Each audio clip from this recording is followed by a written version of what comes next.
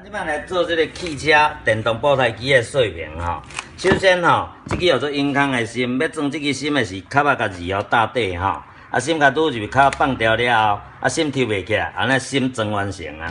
要银康的是开关是箭头下骹这个，规个银康的过程开关拢毋免放。咱即摆来银康吼，这银康的是就是出开关电的出塞到搭底，为磨好了后扭起来，安尼银康算完成。过来就是咱芯甲拔起来了后吼，来装这个保胎条。